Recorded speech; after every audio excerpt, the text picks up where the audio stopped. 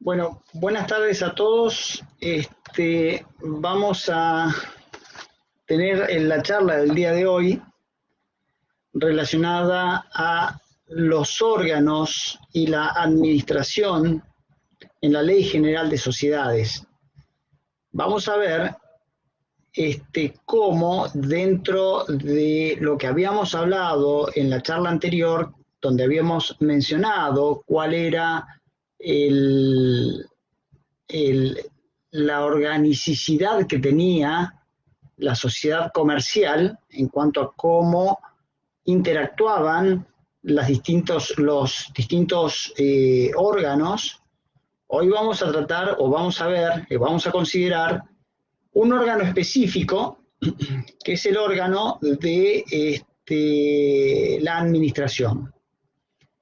Y ahora nos vamos a situar en esta administración, donde es una administración de las sociedades en general, donde vamos a ver desde el punto de vista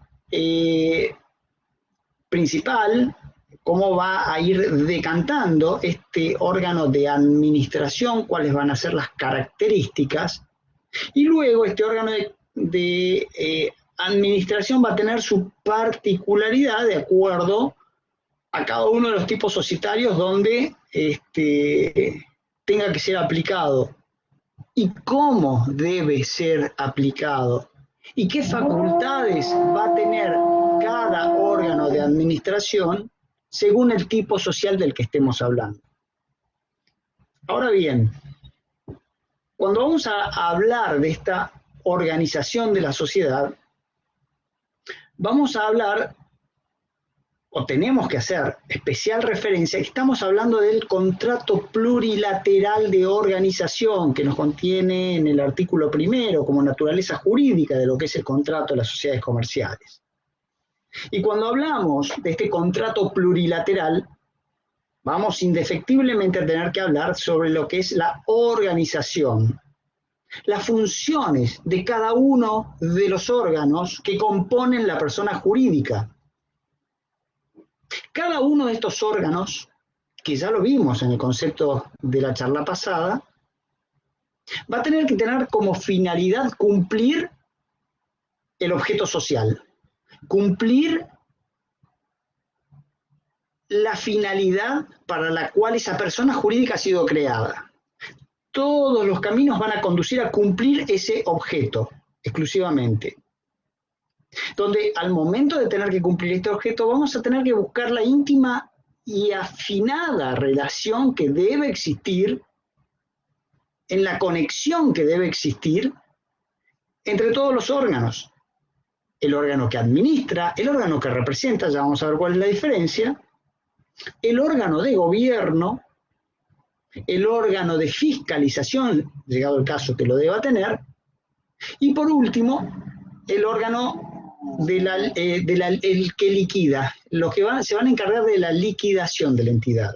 Entonces, esta íntima conexión tendiente a cumplir el objeto social de esta gran organización, que es la persona jurídica, que es la sociedad comercial, que es este contrato plurilateral contenido en el artículo 1 de la Ley General de Sociedades. Esto nos lleva a analizar cuál es la naturaleza jurídica de este órgano administrativo. ¿Cuáles son las teorías? Cuando hablamos de administración de una persona jurídica, ¿cuáles son las teorías que pueden llegar a explicar esta administración? Y nos vamos a remontar un poco a decir cómo se hablaba. Y lo vamos a tratar de desmenuzar a los efectos de ir descartando teorías para quedarnos con la efectiva teoría y poder entender por qué una persona jurídica necesita de una administración y por qué necesita una representación. Repito, estamos hablando de todos los tipos societarios en general, que la ley específicamente los contiene, y hoy vamos a ver estos artículos que hacen referencia a esto. Volviendo de nuevo al tema de la naturaleza jurídica de la administración, se ha dicho que era un mandato. Era un mandato. El director, el administrador, el gerente en una SRL era un mandatario. Entonces la gran pregunta venía, ¿quién es el mandante? ¿Quién es la persona que le brinda las órdenes? Y cuando vemos quién es la persona que le brinda las órdenes, ahí empezaban los inconvenientes. ¿Quiénes son los socios? Entonces es como los socios están brindando órdenes al administrador, al director. Entonces, si son los socios que brindan las órdenes, van a ser en mayoría. ¿Qué pasa con la minoría? Entonces no cuadra esta naturaleza jurídica del mandato. El director, el administrador, no es un mandatario. Entonces descartemos el tema de los socios. La que brinda un mandato es la sociedad. Pero la sociedad en cabeza de ¿quién? ¿Cómo hacemos?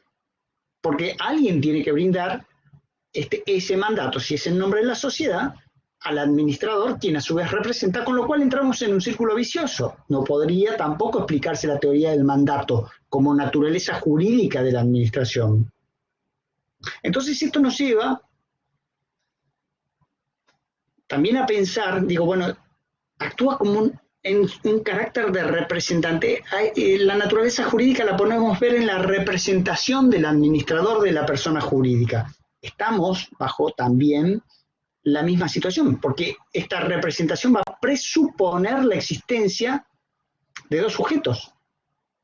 Y donde en rigor de verdad, si nosotros estamos hablando de una persona jurídica que toma decisiones, que obliga frente a terceros, no podemos estar hablando de dos sujetos. El que administra y alguien que le otorga ese poder para que la represente a esta. Entonces, como tampoco cuadra esa figura, esa naturaleza jurídica, también se ha analizado la posibilidad de decir, bueno, la naturaleza jurídica del administrador es un contrato de trabajo. Es un contrato de trabajo que el administrador responde a los intereses de la sociedad, o responde a los intereses de los socios, pónganlo como quieran. Esta teoría ha sido receptada en el derecho alemán, en las Aktiengesellschaft alemanas, donde no podemos determinar como naturaleza jurídica de la administración que sea un contrato de trabajo, porque no hay subordinación, no tiene ese carácter de empleado de la sociedad por parte del administrador, sino más bien todo lo contrario. Se lo ve como un carácter patronal del administrador para con el resto. Es el que dirige, el que está arriba de la cúpula. Pero si bien es cierto, estamos hablando que no podemos asimilar a un contrato de trabajo como una naturaleza jurídica de la administración de una persona jurídica, no es menos cierto que muchas veces empleados de una sociedad comercial llegan al cargo de director, llegan al cargo de administrador, por muchos motivos: reconocimiento laboral, antigüedad, gratificación y muchas veces pagarle honorarios, que muchas veces el cobro de honorarios estando en un órgano de administración es mucho menor que el costo laboral que se le estuviesen pagando salarios. Con lo cual no es descabellada esta teoría del contrato laboral. No es desacertado. Lo que sí resulta, técnicamente hablando, no resulta aplicable. Esas son casuísticas que pueden llegar a justificar que alguien en algún momento hubiese dicho que la naturaleza jurídica de la administración de una sociedad comercial se asimile, se asemeje, sea un contrato de trabajo. O bien también hablar de la fiducia. Este es el derecho norteamericano, el trust. El gobierno, el órgano de administración, el corporate governance, al cual se le confieren determinados bienes para que los administre. Esta es la teoría que utilizan los norteamericanos. La fiducia, el trust, administra en beneficio de terceros, administra en beneficio de otros, administra en beneficio de la sociedad, de los socios.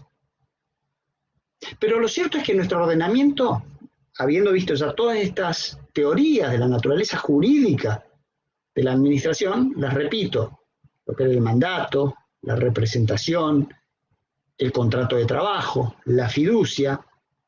Nuestro ordenamiento adopta la teoría organicista, que son personas físicas, que forman distintos grupos, como lo vimos en el concepto de la charla anterior, y que forman esta persona jurídica. La teoría organicista, y es la teoría organicista la que nos va a permitir entender la naturaleza de la administración de una sociedad comercial. Entonces, esta teoría organicista en la Ley General de Sociedades, ¿cómo se aplica? Entonces, en primer lugar, vamos a tener que ver cuáles son las normas aplicables. Y para ver cuáles son las normas aplicables, vamos a tener que recurrir a la Ley General de Sociedades, a ver qué es lo que determina con respecto a la administración, al órgano de administración de una persona jurídica, dentro de esta teoría organicista. Y ahí vamos a ver, a nivel general, que es lo que vamos a charlar el día de hoy, los artículos 58, 59 y 60 de la parte general, y luego habrá que ver de manera específica en cada uno de los tipos sociales cómo se determina, cómo se reglamenta, qué derechos y obligaciones corresponden al órgano de administración. Esto es en cuanto a la ley. Pero también vamos a tener lo que dispone el estatuto o el contrato asociativo, el estatuto, como reglamentación de cada uno de los órganos y la reglamentación del mismo directorio o del mismo órgano de administración. Por ejemplo, en una gerencia de una SRL se puede establecer, estatutariamente hablando, que todos los socios van a ser gerentes. También se va a reglamentar cómo van a representar a la sociedad. Y por otro lado, en una SA, por ejemplo, ¿qué cantidad va a tener el directorio? ¿Cómo se va a conformar el directorio? ¿Quién va a representar a la sociedad? Y también otra de las normas aplicables dentro de esta teoría organicista son las resoluciones asamblearias, lo que resuelvan los socios en reunión de socios, dictaminando, dirigiendo, ordenando, aconsejando, aprobando lo que el órgano de administración pueda llegar a hacer. Entonces, el órgano de administración se va a regir, como lo estamos viendo recién, por la Ley General de Sociedades, por el Estatuto y por las resoluciones asamblearias, de mayor a menor.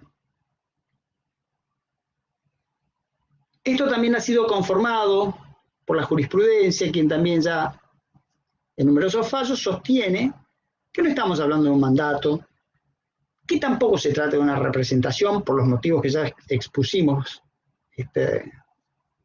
recién, y que la Ley General de Sociedades adopta esta teoría organicista, donde esta teoría organicista va a estar dada por la voluntad de las mayorías, que va a ser adoptada en esa fase deliberativa.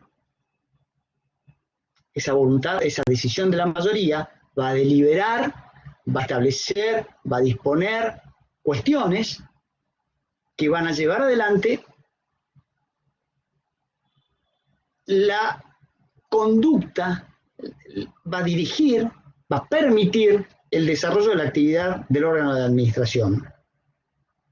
Pero cuando vemos esta administración, tenemos que ver cuáles son las funciones de la administración societaria. Y estas funciones nos van a permitir ver que va a haber una gestión operativa, donde esta gestión operativa, esta actividad que lleva adelante la administración, va a ser tendiente a cumplir el objeto social, una gestión operativa. Luego vamos a ver también que hay una gestión empresaria. ¿Cómo va a crecer esta empresa? ¿Cómo va a crecer esta sociedad? ¿Es necesario inyectarle nuevo capital? ¿Es necesario reformar un objeto? ¿Es necesario vislumbrar cuál va a ser el desarrollo? Creando sucursales, cerrando sucursales, o en un proceso de crisis, viendo a ver si es necesario un concurso o quiebra. Pero a su vez, va a necesitar dentro de estas funciones una cogestión societaria. Esta cogestión societaria que también va a estar delimitada por lo que digan los accionistas, por lo que digan eventualmente el órgano de fiscalización interno, la sindicatura, consejo de vigilancia, consejo de administración, y lo que determine el propio organismo, órgano de administración. Y va a tener una función esencial, que es la función de representación. Va a ser los ojos frente a terceros.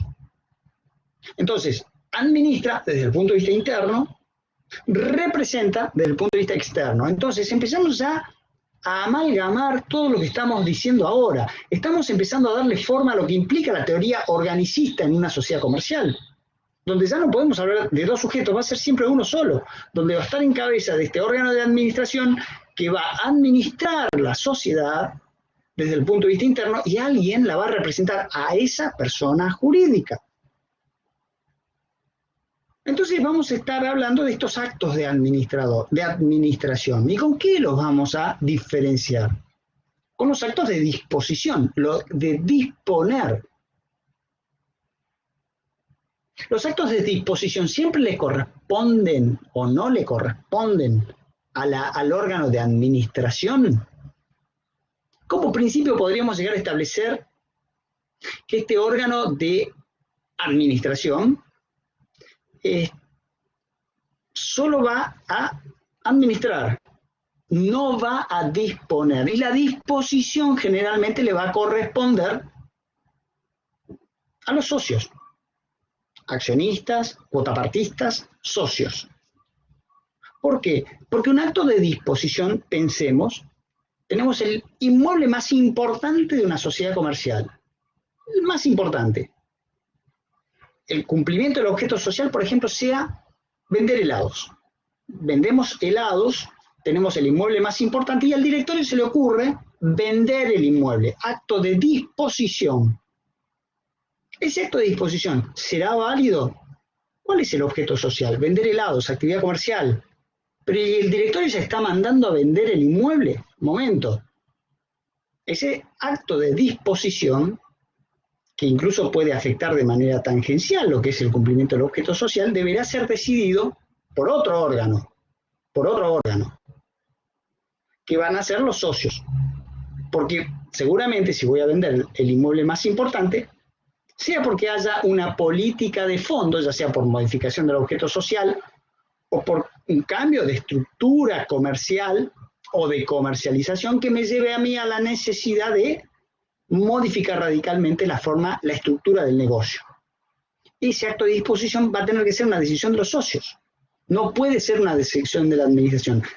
¿Hay una zona gris? Claro que sí, claro que sí. Por ejemplo, volviendo de nuevo a este ejemplo de la heladería. La heladería tiene 10 autos, con lo cual hacen los deliveries de helado. Y resulta ser que es necesario vender uno para volver a comprar otro. Es un acto de disposición. Entonces, venderá ese auto, no necesitará pedir autorización a los accionistas para poder comprar otro auto o, llegado el caso, reutilizar ese dinero. Entonces, ese acto de disposición es la zona gris donde algunas cosas las va a poder llegar a realizar, más no aquellos actos de disposición que son centrales. Es por eso que, ¿cuándo se obliga a la sociedad? Cuando el órgano de administración, a través de sus actos, obliga a la sociedad de la cual forma parte. Obliga cuando es un acto que hace al objeto social. Pero cuando es un acto excesivamente burdo y grosero, no lo obliga a la sociedad. Cuando hay una ambigüedad en el contrato, el directorio, el órgano de administración puede hacer esta cosa. Y en algún artículo siguiente se contradiga y diga que, bueno, en realidad podría, pero no podría, porque en realidad este acto lo pueden realizar 2 gerentes. Y a renglón seguido, en otro artículo dice, este acto, en rigor de verdad, tiene que tener la aprobación de todos los gerentes. Entonces, cuando es ambiguo el contrato, habría que analizar el caso concreto para determinar si es que ese acto puede llegar a obligar a la sociedad o no. Cualquiera sea la situación, ya sea por una ambigüedad del contrato, porque hay actos que son siempre muy groseros en cuanto a lo burdo, que se escapa de manera notoria a lo que es el cumplimiento del objeto social, lo que siempre se va a tender a preservar es el interés de los terceros. Porque va a aparecer un gerente, va a aparecer un presidente de una empresa donde va a obligar a esa sociedad, y si yo soy un tercero de buena fe, no tengo por qué verme perjudicado. Es una persona con facultades suficientes que llevó adelante determinado acto, con lo cual en principio me voy a ver protegido. Hay excepciones y las vamos a ver en un rato. Pero por eso no se va a ver lo que es la administración, la representación y la representación orgánica, donde la administración implica lo interno, ver la cotidianeidad de una sociedad comercial desde el punto de vista interno. La representación es quien va a obligar a esa persona jurídica frente a terceros. Generalmente va a ser una sola persona, salvo en algunos tipos, que ahí es cuando tienen que empezar a bajarlo a tierra, donde en una SRL la puede representar, si es que el estatuto lo establece, cualquiera de los gerentes. En una SA es más claro. En la SA la representación frente a tercero, la obligación frente a tercero está a cargo del presidente. En caso de ausencia, el vicepresidente asumirá la representación. Pero como estamos hablando de esto dentro de esta teoría organicista, estamos hablando de este representante como integrante del órgano de administración. La persona que integra el órgano de administración va a ser quien representa a la sociedad frente a terceros. En su momento el Código de Comercio establecía que ese acto de representación necesitaba la autorización de los socios, pero esto generaba muchísimas trabas a la dinámica comercial que necesariamente debe seguir adelante y no debe verse obstruida por autorizaciones cuando dentro de esta dinámica un integrante del órgano de administración sabe cuáles son sus responsabilidades y sabe cómo obligar a las sociedades comerciales o cómo debe actuar obligando a la sociedad comercial a la cual representa. Pero esta representación orgánica es distinta a la representación voluntaria. La representación voluntaria es, por ejemplo, la que se confiere o que se obtiene a través de un apoderamiento. Le confiere un poder, es una representación voluntaria para determinados actos. Pero esta representación orgánica, como integrante del órgano de administración, no es limitada ni limitable. No es limitada ni limitable. El único marco que puede llegar a tener dentro de esta actuación, de esta representación orgánica, es el objeto social. Hay algunas excepciones que las vamos a ver en un rato. Pero ¿cuáles son las características de la representación orgánica, de esta organización? Hemos dicho, se aplica la Ley General de Sociedades, se le aplica el estatuto, y este estatuto elabora normas. Por eso es muy importante al momento de constituir, armar, sugerir cómo armar un estatuto, qué normas se va a incluir en el estatuto siempre que no contradigan, que no estén en contra de lo que disponga el ordenamiento aplicable de la Ley General de Sociedades.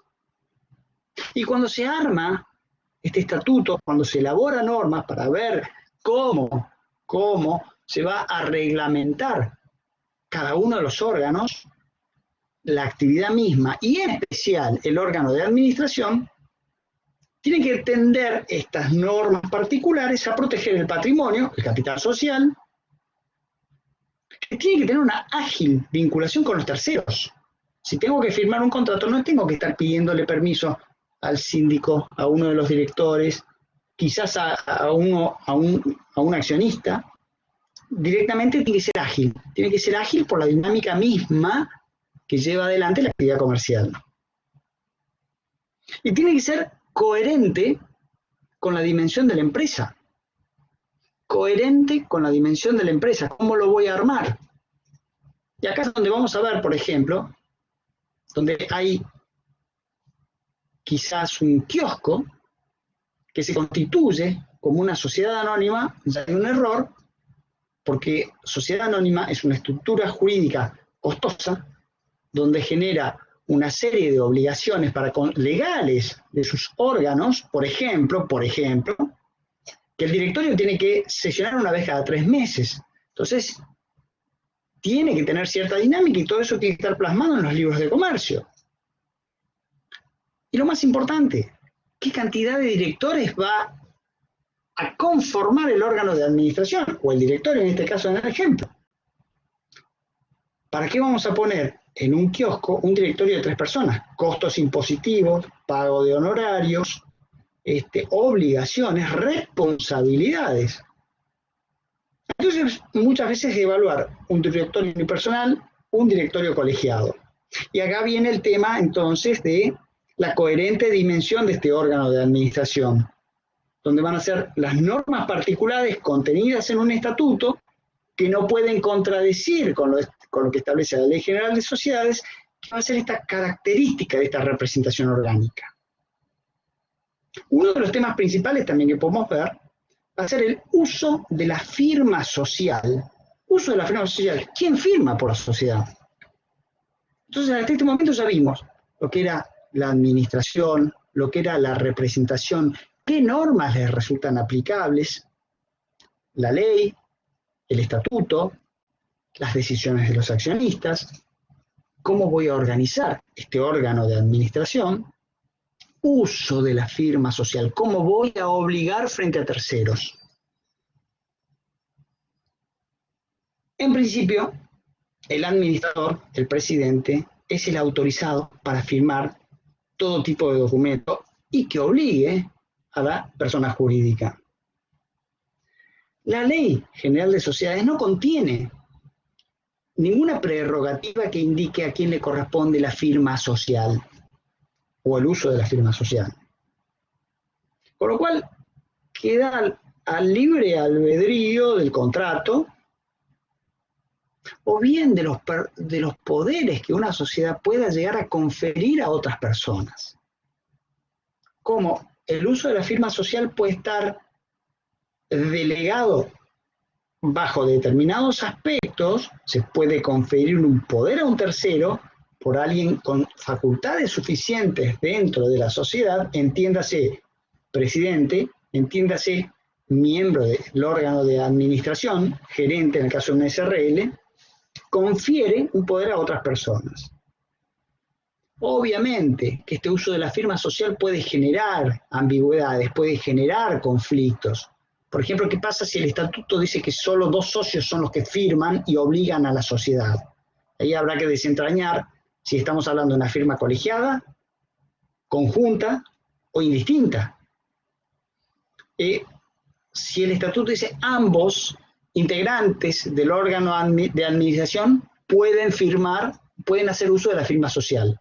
También en la misma discusión, donde dice ambos, necesito obligatoriamente la firma conjunta de los 2 integrantes. O un ejemplo paradigmático, el pagaré. El pagaré, un título de crédito, donde deba o se encuentre firmado que el estatuto establezca que la tienen que firmar 2 miembros integrantes del directorio. Pero si la firma uno solo, es altamente probable que la jurisprudencia establezca que si está firmado por el presidente, obliga a la sociedad, porque hay que proteger a los terceros, que ese es uno de los elementos que tuvimos en cuenta recién cuando hablábamos hacia dónde tiene que estar la entelequia, la finalidad de lo que estamos considerando y los avatares que puede llegar a tener la administración de una sociedad comercial. ¿Qué pasa si no se registró el artículo 60? Ahora estoy dando un dato preciso. ¿Qué pasa si no se registró el artículo 60? Estamos hablando del uso de la firma social y estamos haciendo una mención de artículo 60. El artículo 60 es el que nombra o el que establece el nombramiento y cesación de administradores. Artículo 60 de la Ley General de Sociedades. Y en la jerga, cuando uno habla, corporativamente hablando, digo, ¿está el 60 inscrito? ¿Está el 60 o no está el 60 inscrito? Entonces, ¿qué pasa si no se registró este artículo 60? Ahí vamos a tener que analizar si es oponible o no frente a terceros, y vamos a ver si es válida o no ese uso de la firma social y si obliga a la sociedad cuando un directorio no se encuentra registrado. Vamos a dar un pequeño dato. La inscripción del directorio no tiene efecto constitutivo, tiene efecto declarativo. Ya lo vamos a analizar cuando veamos el artículo 60. Con lo cual, vemos que dentro de la casuística se pueden generar algunas situaciones que generen cierta controversia. Pero siempre hay que ver con los conceptos, con la naturaleza jurídica que estamos analizando ahora, cuál sería la obligatoriedad, la generación de derechos u obligaciones para los integrantes del órgano de administración en cuanto tengan o no que obligar a la persona jurídica. Hablamos como actividad entonces, ¿a quién le correspondería el uso de la firma social? Nos ha quedado en claro que hay que ver lo que disponga la ley, el estatuto, en una sociedad anónima va a ser el presidente.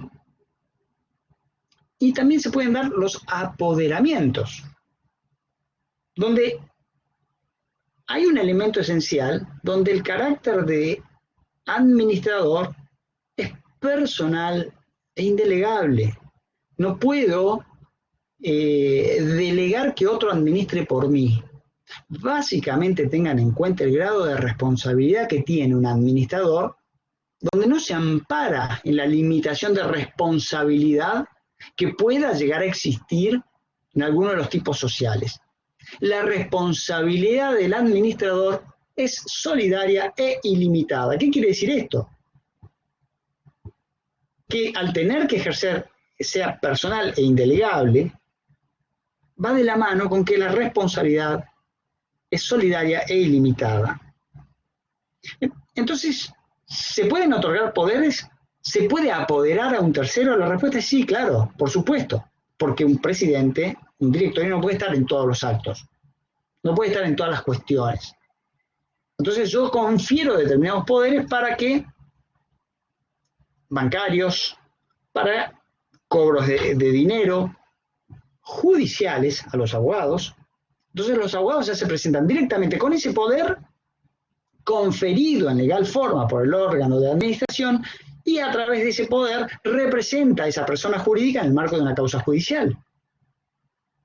Administrativo, ir a pagar cuentas, el agua, la luz, se confieren poderes. El directorio no está en todo, pero esos poderes tienen que tener determinadas prerrogativas, determinados elementos. Esos poderes son conferidos por un escribano, quien el escribano va a requerir la elaboración del acta correspondiente del directorio o del órgano de gerencia, que le confiere un poder a una determinada persona para hacer determinadas cosas.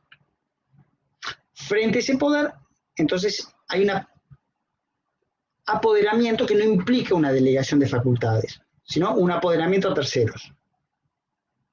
Ahora, ¿cómo acredita una persona física la representación de esa persona jurídica? ¿Cómo acredito yo ser el presidente de esa persona, sociedad anónima en este caso?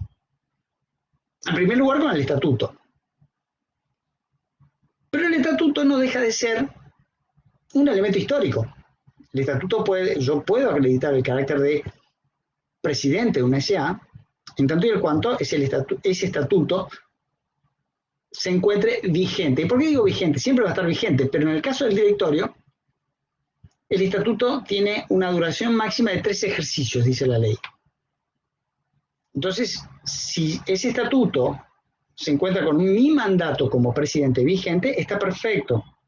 Pero luego, en caso de que se haya vencido, voy a seguramente tener que acompañar un acta de asamblea en el cual me hayan reelegido como miembro integrante del órgano de administración y con facultades suficientes para representar a la persona jurídica. Vuelvo de nuevo al ejemplo más claro, que es en una sociedad anónima, me volvieron a reelegir como presidente.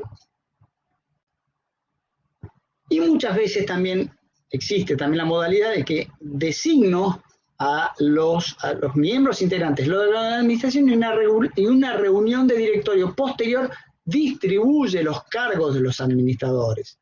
Si ese fuera el supuesto, ¿cómo acredito yo el carácter de presidente? Es con el estatuto, si el estatuto ya tiene mandato vencido, con la nueva asamblea y con la distribución de cargos en la cual el directorio establece, después de haber sido elegido por los accionistas, quién es el presidente, quién es el vicepresidente y quién es el director titular.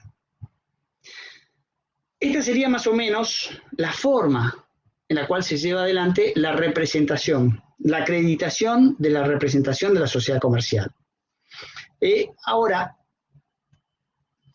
vamos a analizar los 3 artículos que hemos dicho que íbamos a ver dentro de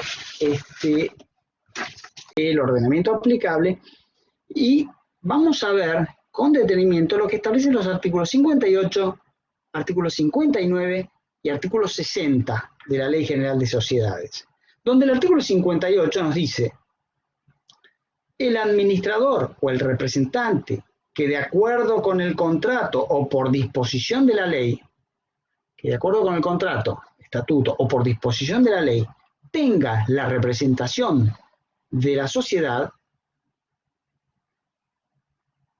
Ahí, perdón, no sé si alguien quiere hacer una pregunta, intervengan las veces que quieran, ¿eh?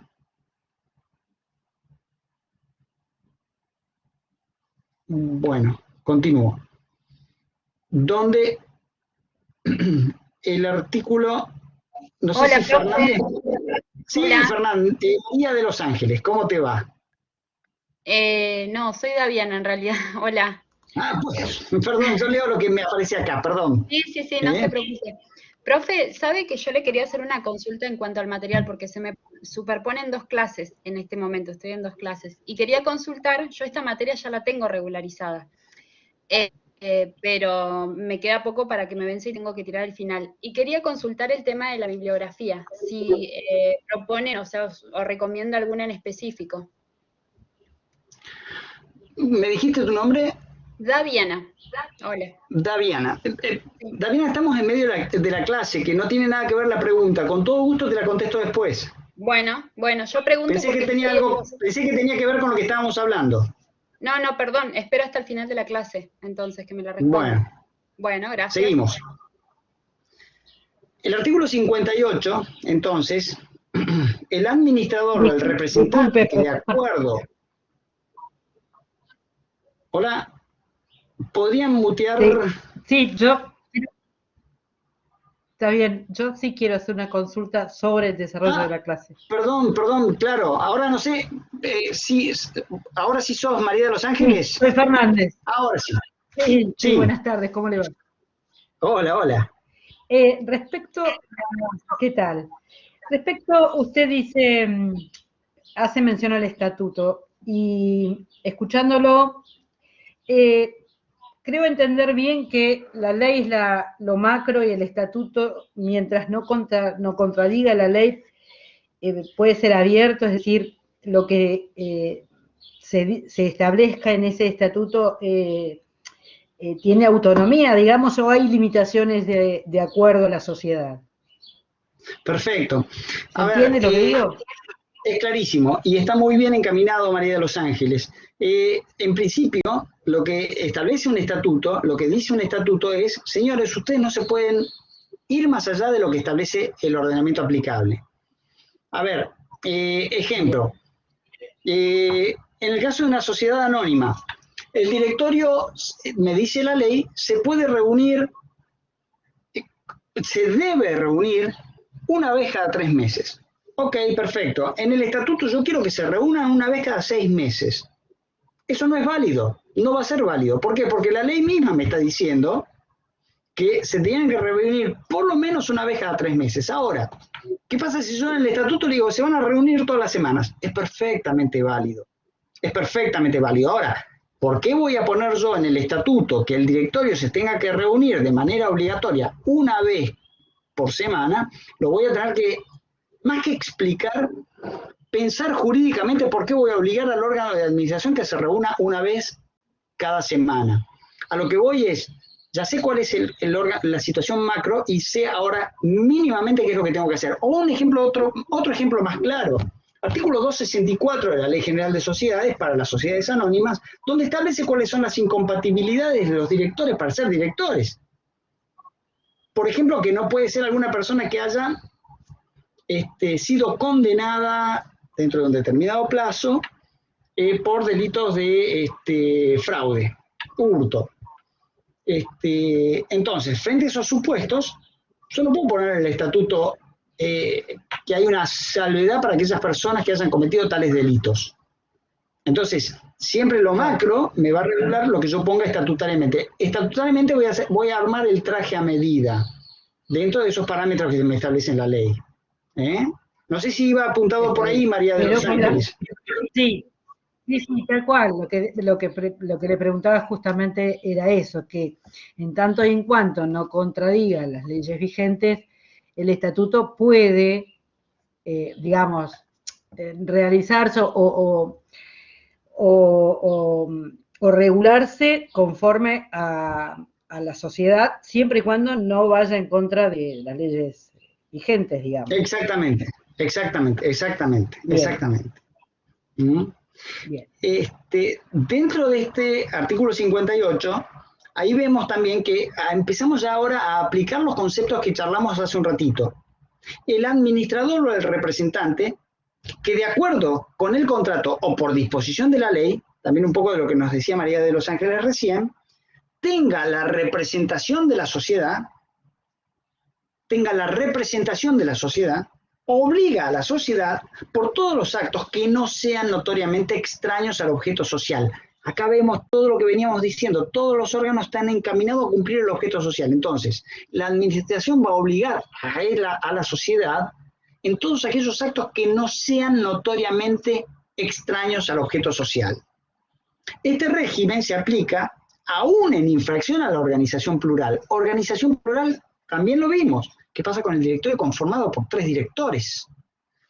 Repito, este régimen se aplica aún en infracción a la organización plural si se trata de obligaciones contraídas mediante títulos valores, por contrato entre ausentes, de adhesión o concluidos mediante formularios, salvo cuando el tercero tuviere conocimiento efectivo de que el acto se celebra en infracción de la representación plural. Esta última parte trata de preservar la dinámica comercial. ¿Qué quiero decir con esto? Yo estatutariamente, un poco también vuelvo a tomar lo que hablábamos recién con María de los Ángeles, estatutariamente puedo determinar ciertas reglamentaciones internas en el órgano de administración, pero puede ser que esas reglamentaciones internas sean violadas, sean alteradas. Si así fuese, no respeto lo que dice el estatuto y voy derecho a tratar de representar a esa persona jurídica a través de un acto que yo sé que el estatuto me lo está prohibiendo, en principio sería inválido, salvo estos casos específicos que me está conteniendo a mí la ley, para no perjudicar el comercio, que se refieren a los títulos valores, cheques, pagarés, contratos entre ausentes, firmó una persona acá, el director no voy a estar viendo si es que había o no había violación a la organicidad, a la organización plural del órgano de administración, concluidos mediante formularios, contratos rápidos, o estos contratos de adhesión, salvo que el tercero tuviera un conocimiento efectivo, que el tercero conozca efectivamente que hay una violación a ese régimen de organización interna que tiene ese directorio, ese órgano de administración. Esto es importante porque acá vamos a ver cómo se protege el tráfico mercantil, la seguridad jurídica y la tutela del crédito. En definitiva, vemos que la protección es de los terceros de buena fe. Esta actividad de esta persona jurídica va a tender a proteger a los terceros de buena fe, a proteger el comercio, a proteger el tráfico mercantil. Brinda seguridad jurídica, a pesar de que se hubiese violado la organización interna. Entonces, acá tenemos cuál es el párrafo siguiente: eficacia interna de las limitaciones. Estas facultades legales de los administradores o representantes respecto de los terceros no afectan la validez interna de las restricciones contractuales y la responsabilidad por su infracción. Está bien, está bien. Obligaste a la sociedad, al tercero de buena fe, lo vamos a respetar, no podemos hacer nada, pero vas a tener que rendir cuentas y acordate que la responsabilidad del administrador es solidaria e ilimitada. Entonces va a tener que rendir cuentas en el marco interno, si es que no cumplió conforme lo que determina la ley. cual, acá vemos que hay determinados actos que van a estar imputados a la sociedad de actos ejercidos por los administradores. Ya vimos cuál es alguna excepción. Vamos a ver también un tema importantísimo, que es la administración y el objeto social. Y acá tenemos que analizar lo que dice el artículo 11, inciso 3 de la Ley General de Sociedades, donde nos habla que el objeto social tiene que ser preciso y determinado. Preciso y determinado. Todos los órganos de la persona jurídica cumplen el objeto social, cumpliendo este objeto social que tiene que ser, conforme al artículo 11, inciso 3, preciso y determinado. ¿Cómo puede ser la actuación del órgano de la administración frente a este objeto que tiene que ser preciso o determinado? Puede actuar dentro del marco de este objeto, puede actuar más allá de lo que establece el objeto, sin ser notoriamente extraño, o puede actuar más allá del objeto siendo notoriamente extraño. Y acá vamos a ver un concepto elemental, la doctrina del ultra vires. Ultra vires, donde los actos no tienen que ser, los actos de administración no tienen que ser notoriamente extraños al objeto social. No deben ser notoriamente extraños al objeto social. Y así vimos que el objeto social tiene que ser preciso y determinado. Que los actos que lleve adelante no tienen que ser notoriamente extraños y hay que ser lo suficientemente elásticos para analizar cuándo un acto es notoriamente extraño o no. Entonces, ¿cuáles van a ser los efectos? Los actos notoriamente extraños o los no notoriamente extraños, los actos no notoriamente extraños, van a ser anulables, que pueden ser luego ratificados por los socios, pueden ser luego ratificados por la sociedad. Esta es la elasticidad que me permite la teoría del ultravires. Los actos extraños al objeto social van a ser ineficaces. Y los actos modificatorios del objeto social van a ser absolutamente ineficaces y no ratificables. Con lo cual acá vemos esta elasticidad que advertimos en el objeto social. Artículo 11, inciso 3, preciso y determinado. La actividad que lleva adelante el órgano de administración se tiene que enmarcar dentro de ese objeto social, pero teniendo en cuenta la doctrina del ultra vires, que no sean actos notoriamente extraños a ese objeto social. ¿Qué pasa si se produce la infracción de esta organización, de esta organización plural? Ya lo vimos, que es los tres casos de tratar de proteger el tráfico mercantil, la seguridad jurídica y la tutela del crédito.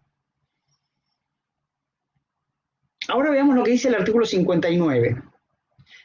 Los administradores y los representantes de la sociedad deben obrar con lealtad y con la diligencia de un buen hombre de negocios. Los que faltaren a sus obligaciones son responsables ilimitada y solidariamente por los daños y perjuicios que resultaren de su acción u omisión. Es medular este artículo, estos tres artículos, y este en especial, porque acá estamos hablando de cuál es el parámetro de conducta que debe tener un administrador, la diligencia del buen hombre de negocios. Pero a partir del año 1967, con un anteproyecto de 1967, se agregó la lealtad. Entonces vemos lealtad y diligencia del buen hombre de negocios. Y cuando hablamos de diligencia del buen hombre de negocios, es un estándar de conducta. En Italia es cómico, adoptaron un que todavía ya dejó de estar vigente, pero muchos años estaba vigente, que es el buen padre de familia. ¿Cuál es el parámetro de conducta? El buen padre de familia. Y nosotros decimos, no, a mí no me interesa la economía familiar, lo que nosotros tenemos que ver es la economía del empresario, la economía del comerciante. Entonces va a ser nuestro parámetro la lealtad y diligencia del buen hombre de negocios, no del pater familia. ¿Qué es lo que vamos a evaluar? Entonces, para tratar de ver que una persona se enmarque dentro de esta conducta del buen hombre de negocios, vamos a buscar la capacidad que tenga, la capacidad técnica, la experiencia, los conocimientos, y las decisiones en un tiempo y un lugar determinado. Imagínense ustedes las decisiones que deben haber tomado los administradores el año pasado en plena pandemia, que es totalmente distinta a la que deben haber tomado hace 2 o 3 años atrás. Inimaginables a cómo deben haber sido las decisiones. Acá vamos a analizar entonces cómo ha actuado dentro de este parámetro del objeto social, doctrina de ultravires, actividades que lleva adelante de administración, de representación, conforme al parámetro del buen hombre de negocios, ubicados en determinado tipo y lugar en medio de una pandemia. Entonces vemos la dinamicidad que tiene la aplicación y la atribución de responsabilidades. Y el deber de lealtad del directorio o de los órganos de administración. No van a poder hacer actos en competencia, vamos a ver después cómo se regula, pero los actos en competencia están en detrimento de la propia persona jurídica, la cual están representando o administrando. Tienen que actuar en beneficio del interés social cumpliendo el objeto estatutario, el objeto social. Y ser sigilosos con la información. Ser cuidadosos, mantener discreción. No llevar adelante actividades que permitan dar información sensible de la administración que están llevando adelante de una persona jurídica a la cual representan, de la cual tiene que generar utilidades para la sociedad, para los socios, y también que hacen a su responsabilidad sus honorarios. Este es el deber de lealtad que también nos menciona el artículo 59. La lealtad y la diligencia del buen hombre de negocios. Si no lo cumplen, la responsabilidad va a ser solidaria e ilimitada. Imagínense ustedes la importancia de todo esto. Yo soy accionista, soy dueño del 40% de las acciones. Yo sé que mi responsabilidad está limitada solo al 40%. Pero formo parte del directorio. Ojo, porque por formar parte del directorio, si hay un acto de responsabilidad dentro de ese directorio, la responsabilidad ya no va a ser del 40% de las acciones. La responsabilidad va a ser solidaria e ilimitada. Con lo cual, nosotros como abogados, el día de mañana, cuando aceptemos formar parte de algún directorio, porque alguna empresa nos tenga mucha confianza y quiere integrarnos, incorporarnos al directorio, tengamos presentes que la responsabilidad va a ser solidaria e ilimitada. Y el artículo 60, ese artículo base que le dije, está el 60 inscripto, se inscribió el 60, mostrarme el 60, es el nombramiento y cesación de administradores, la inscripción y publicación. Toda designación o cesación de administradores debe ser inscripta en los registros correspondientes e incorporada al legajo de la sociedad. También debe publicarse cuando se tratare de sociedad de responsabilidad limitada o sociedad por acciones. La falta de inscripción hará aplicable el artículo 12 sin las excepciones que el artículo 12 prevé. Acá de nuevo, ¿cuál es la naturaleza de este artículo? La protección a los terceros de buena fe. Ahora, dijimos algo antes, que era la inscripción del artículo 60 no tiene carácter constitutivo, tiene carácter declarativo. Entonces, ¿cuándo tiene efectos la designación de un integrante del órgano de administración? Desde el momento que ha sido elegido y desde el momento que se ha aceptado el cargo. A partir de ese momento ya uno se considera integrante y cae toda la responsabilidad, las obligaciones, los derechos como miembro integrante del órgano de administración. No hay que esperar a la inscripción en el Registro Público de Comercio en la Inspección General de Justicia, porque la inscripción hace a los efectos de la oponibilidad a terceros, para que los terceros sepan quién es el directorio. Por eso es importante inscribir la cesación y el nombramiento de nuevas autoridades, para que los terceros sepan quiénes son. Ahora, si no se inscribió, va a formar parte del órgano de administración una persona que ha sido designada en el marco de una asamblea y ha sido aceptado. Con lo cual ya dijimos que la naturaleza jurídica es meramente declarativa. Tiene que publicarse, se publica la designación en el boletín oficial. Y la falta de inscripción genera inoponibilidad en los administradores salientes no inscriptos siguen obligando a la sociedad. ¿Qué quiero decir con esto? Ya no soy más administrador, pero no se ha inscrito mi cesación, pero por alguna eventualidad, yo, por más que no me corresponda, quiero obligar en algún acto a la sociedad, alguien se va a fijar si es que yo soy el que está inscrito como último integrante del órgano de administración al registro público de comercio, voy a obligar a la sociedad, porque ahí está la oponibilidad a tercero. Contrario sensu, los nuevos administradores no inscriptos también van a obligar a la sociedad, pero ¿cómo? Los nuevos administradores no inscriptos, en función también de lo que establece el artículo 60, en concordancia con el artículo 12, los nuevos administradores no inscriptos se van a presentar con el estatuto de designación, con la aceptación del cargo, mostrando los libros de comercio y dirán, fuimos elegidos, somos nosotros, pero no está inscripto. Entonces, a partir de ese momento sí es oponible a la persona a la cual se lo estoy mostrando. No es oponible a terceros, sí a la persona que se lo estoy mostrando. Esto quizás ustedes digan, pero ¿cómo? Los bancos siempre me piden que el directorio o que la gerencia esté inscripta.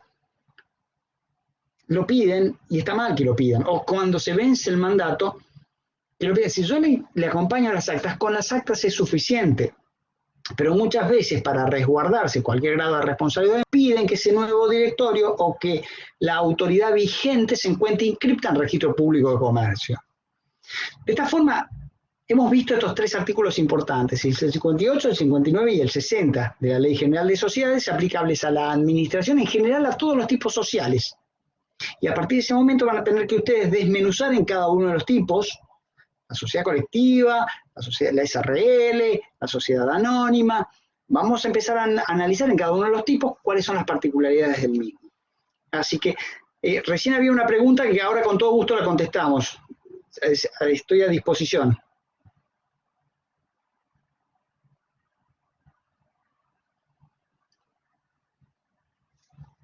Estoy viendo ahí que hay 3 inquietudes. Si quieren hablen, no hay ningún tipo de problema, no los veo. No. Acá. Hola, profesor, ¿cómo anda? Sí, ¿quién es? Hola, Pablo, ¿cómo te va? ¿Cómo anda, doctor? Pero muy bien. Muy interesante la clase de hoy. La chica que se fue le preguntó por la bibliografía que utilizaba porque ella tiene que rendir el final. Sí, a ver, como bibliografía, vuelvo de nuevo a lo mismo. Cualquier bibliografía es correcta. Lo único que les pido especial atención que la bibliografía y la ley comentada que utilicen esté actualizada. Por ahí quizás la bibliografía no la tengan actualizada, pero cuando vayan a una ley comentada, esa ley comentada les va a contestar, le va a complementar esa bibliografía que por ahí no la tienen actualizada. Ha sufrido importantes cambios, por eso es importante la ley actualizada. Y para mayor seguridad, recuerden lo que también les dije en la charla anterior. Vean infoleg.gov.ar, vayan a la ley 19.550 y vean a la última ley existente, la última ley actualizada, por si tienen alguna duda de cuál es el último texto vigente. Bajo esos 3 parámetros van a estar muy actualizados en cuanto a la preparación de la materia. Ahora, una pregunta, doctor, con respecto a todo esto que hablamos hoy. Cada uno de estos, estos artículos regulan en general todas las sociedades, pero cada una tiene sus particularidades aparte de esto. Correcto.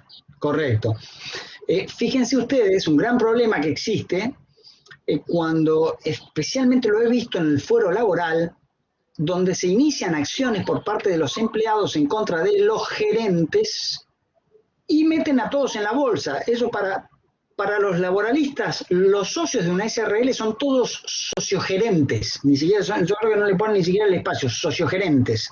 Cuando en rigor de verdad, cuando lo bajo a tierra de acuerdo a cada tipo social, voy a ver que existen socios y que esos socios pueden no ser gerentes, incluso más, pueden que esos gerentes sean terceras personas, con lo cual, cuando lo bajo a tierra, distinto es el caso de una sociedad colectiva.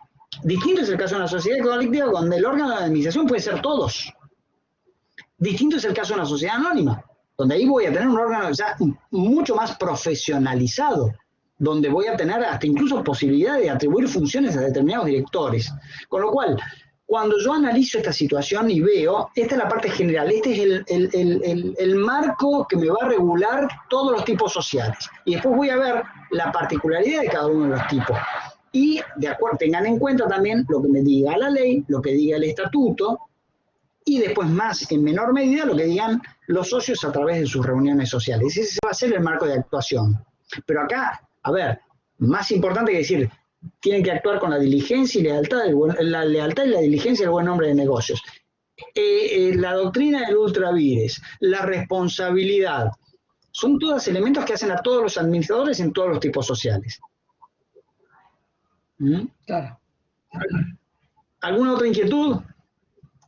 Perfecto, doctor, muchas gracias por la aclaración. Bueno, por favor. Bueno, y muchas gracias a todos y espero verlos en la próxima charla. Y cualquier duda a disposición. Muchísimas gracias. Gracias. Muchas gracias a todos.